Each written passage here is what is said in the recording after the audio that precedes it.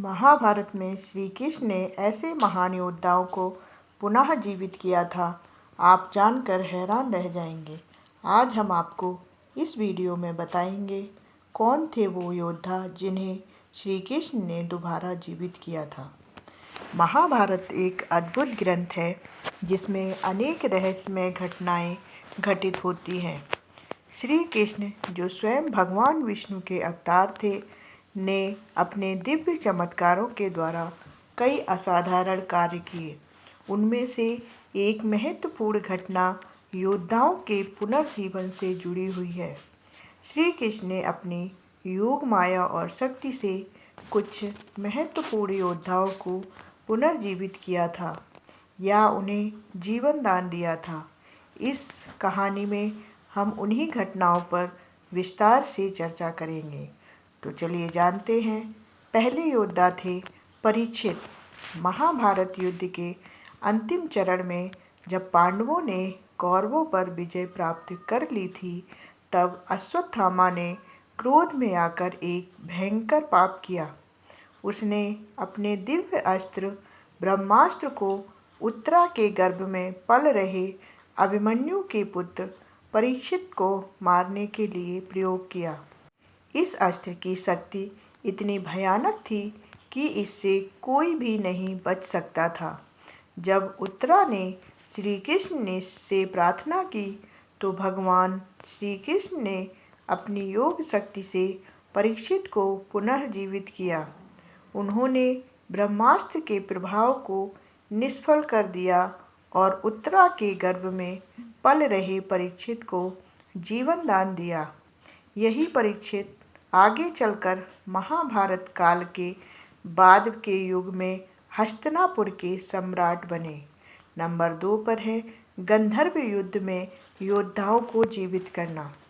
महाभारत के युद्ध में पूर्व एक समय दुर्योधन और उसके भाइयों को गंधर्वों ने बंदी बना लिया था।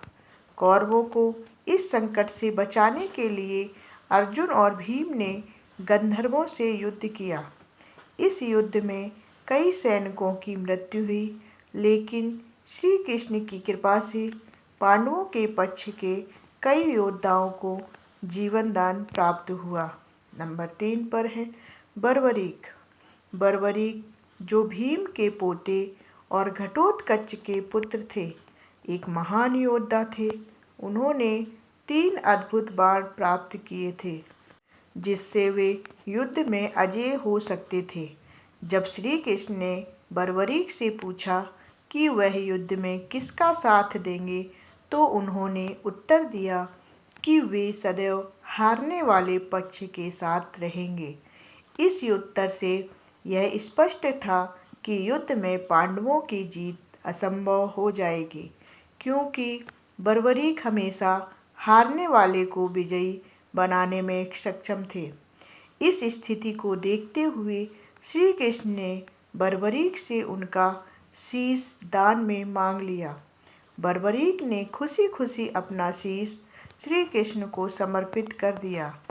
युद्ध के बाद श्री कृष्ण ने उनके शीश को पुनर्जीवित किया और उन्हें आशीर्वाद दिया कि वे युद्ध को देखेंगे और भविष्य में पूजे जाएंगे। यही कारण है कि राजस्थान में बर्बरीक को खाटू श्याम जी के रूप में पूजा जाता है। नंबर 4 पर है द्रौपदी के पुत्रों की रक्षा की अपूर्णता।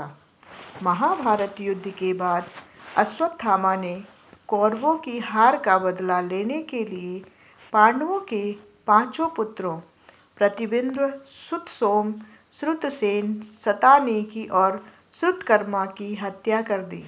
जब द्रौपदी इस दुखद समाचार को सुनकर विलाप करने लगी तो अर्जुन ने अश्वत्थामा को बंदी बना लिया। द्रौपदी ने अश्वत्थामा को क्षमा कर दिया, लेकिन श्री कृष्ण ने स्पष्ट किया कि इस कर्म का दंड अश्वत्थामा को मिलेगा। हालांकि श्री कृष्ण ने परीक्षित को पुनर्जीवित किया, लेकिन उन्होंने द्रौपदी के पुत्रों को पुनर्जीवित नहीं किया। इसका एक आध्यात्मिक कारण यह था कि यह उनके कर्मफल के अनुसार निर्धारित था। नंबर 5 पे संजय की दिव्य दृष्टि प्रदान करना। श्री कृष्ण ने संजय को दिव्य दृष्टि प्रदान की थी, जिससे वे महाभारत युद्ध को दूर से देख सकते थे। जब युद्ध समाप्त हुआ और संजय ने धृतराष्ट्र को पूरी घटना सुनाई, तो श्री कृष्ण ने संजय की दिव्य दृष्टि को वापस ले लिया। यह भी एक प्रकार का पुनर्जीवन था, क्योंकि संजय को श्री कृष्ण की कृपा से असाधारण शक्तियाँ प्राप्त हुई थीं। महाभारत में श्री कृष्ण ने कई योद्धाओं को पुनर्जीवित किया या उन्हें जीवन दान दिया। परीक्षित को गर्भ में पुनर्जीवित करना, बर्बरी को अमृत का वरदान देना, गंधर्व युद्ध में योद्धाओं की रक्षा करना और संजय को दिव्य दृष्टि देना, ये सभी घटनाएं श्री कृष्ण की दिव्य शक्ति का प्रमाण है। हालांकि उन्होंने कुछ लोगों को पुनर्जीवित नहीं किया, जैसे कि द्रौपदी के पुत्र, क्योंकि यह उनके कर्मों का परिणाम था। इस प्रकार महाभारत केवल एक युद्ध कथा नहीं है, बल्कि यह श्री कृष्ण के ईश्वरीय चमत्कारों और कर्म के गूढ़ रहस्यों को भी दर्शाती है।